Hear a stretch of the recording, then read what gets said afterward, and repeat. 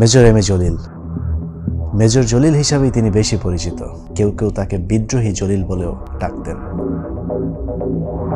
বলা হয়ে থাকে মুক্তিযুদ্ধে যে কজন সামরিক বাহিনীর কর্মকর্তা জীবন বাজি রেখে যুদ্ধ করেছিলেন তার মধ্যে সবচেয়ে জেদি অফিসার ছিলেন major M A Jalil.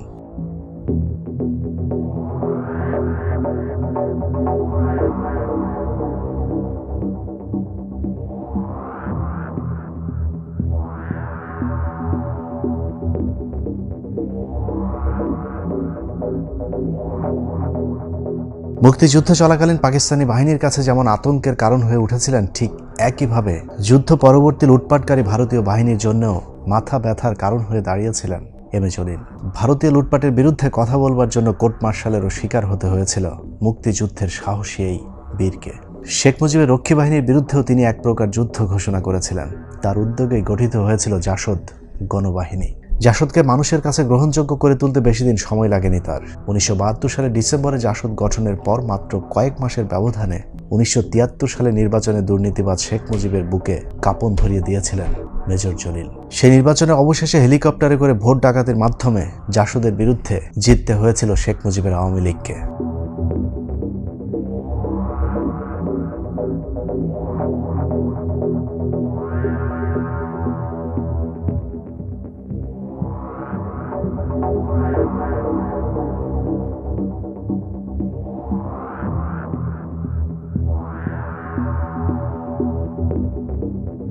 Major Jalil কতটা রাজনৈতিক সচেতন ছিলেন সেটা মুক্তিযুদ্ধে যোগদানের বিষয়টি জানলেই বোঝা যাবে। 26শে মার্চ জিয়াউর রহমানের মুক্তিযুদ্ধের ঘোষণা দেওয়ার আগেই 1971 সালের 10ই ফেব্রুয়ারি মেজর জলিল তার অসুস্থ মাকে দেখতে পশ্চিম পাকিস্তান থেকে তার নিজের বাড়ি পূর্ব পাকিস্তানে এসেছিলেন। কিন্তু ছুটি শেষ হয়ে গেলেও মেজর জলিল আর পশ্চিম পাকিস্তানে গিয়ে তার চাকরিতে যোগ দেননি। তিনি আগেই ধারণা করে নিয়েছিলেন কিছু একটা ঘটতে যাচ্ছে। ঠিক হয়েছিল তাই। যুদ্ধ শুরুর পর জেনারেল আতাউল গনি ওসমানী এবং জিয়াউর রহমানের পরামর্শে তিনি খুলনা অঞ্চলের দায়িত্ব নিয়ে মুক্তিযুদ্ধে গঠিত 9 নম্বর সেক্টরের অধিনায়কের দায়িত্ব পালন করেছিলেন। যুদ্ধ শেষ হবার পর ভারতের সীমান্ত ঘেঁষে অঞ্চল দিয়ে ভারত সবচেয়ে বেশি লুটপাট চালিয়েছে। শেখ মুজিবের আওয়ামী লীগ সরকার এইসব লুটপাটের ব্যাপারে চুপ থাকলেও মেজর জলিলই প্রথম ভারতের লুটপাটের বিরুদ্ধে প্রতিবাদ জানিয়েছিলেন। মেজর জলিল প্রথম ভারতীয় বাহিনীর মুখোমুখি হন 31শে ডিসেম্বর কথিত বিজয়ের মাত্র 15 দিনের মাথায়। 16 ডিসেম্বরের পর থেকে পাকিস্তানি বাহিনীর ফেলে যাওয়া সব অস্ত্রশস্ত্র ভারতীয় বাহিনী লুটপাট করে নিয়ে যেতে শুরু করে, আর তা চলতে থাকে কয়েক মাস ব্যাপী। এরকম লুটপাটের অস্ত্র বহনকারী ভারতীয় বিশাল একটি বহরকে আটকে দেয় মেজর জলিলের নেতৃত্বে বাংলাদেশ সেনাবাহিনী। সেই ঘটনাকে কেন্দ্র করে মেজর জলিলকে আটকে রাখা হয় যশোর ক্যান্টনমেন্টের একটি পরিত্যক্ত ভবনে। এটাই ছিল বাংলাদেশের প্রথম মুক্তিযোদ্ধা নির্যাতন এবং রাজবন্দির ঘটনা। শেখ মুজিবের নির্দেশে তাকে পরে কোর্ট মার্শালও দেওয়া হয়। ভারতকে লুটপাটে বাধা দেওয়ার অপরাধে 5 মাস 6 দিন বন্দী রাখার পর শেখ মুজিব তাকে মুক্তি দেয়। জেল থেকে বেরিয়েই মেজর জলিলের উপলব্ধি হয় বাংলাদেশকে ভারতের হাত থেকে বাঁচাতে হলে মুজিব সরকারকে আগে সরাতে হবে। যে কারণে তিনি নতুন একটি রাজনৈতিক দল গঠনের প্রয়োজনীয়তা অনুভব করেন, যার ফলশ্রুতিতে পরবর্তীতে তিনি জাসদ নামে নতুন একটি রাজনৈতিক সংগঠন গড়ে তোলেন।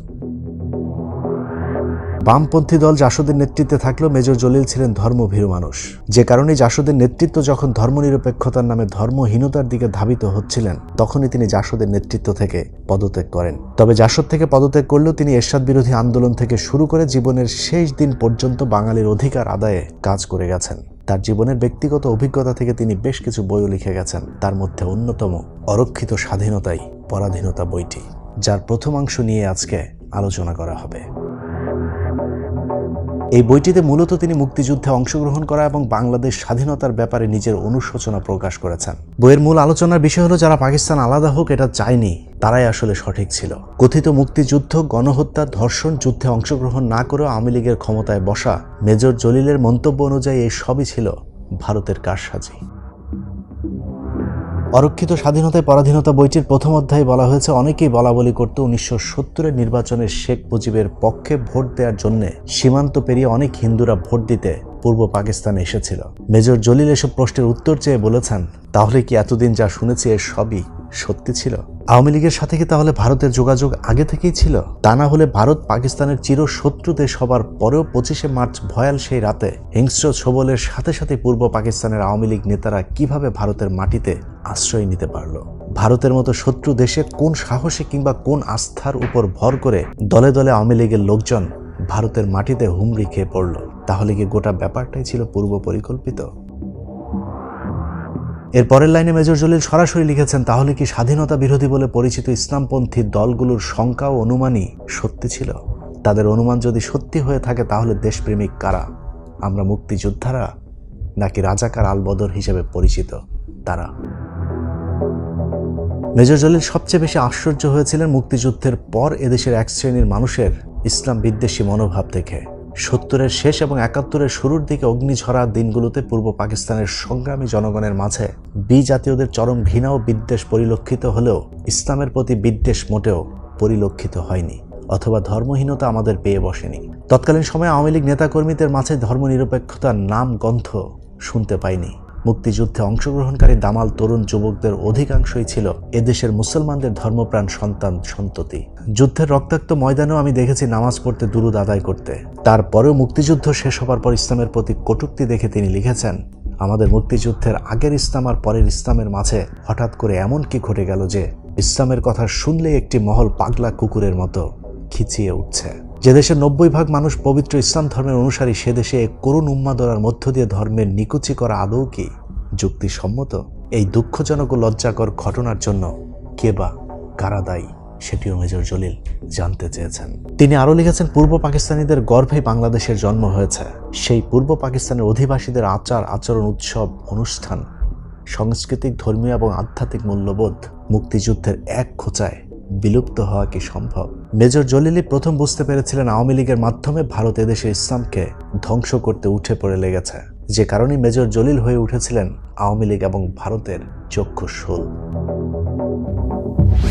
Well, I disagree with Mr. Nehru more than 100% today. আজ বাংলার শিশুগুলির আর নাই।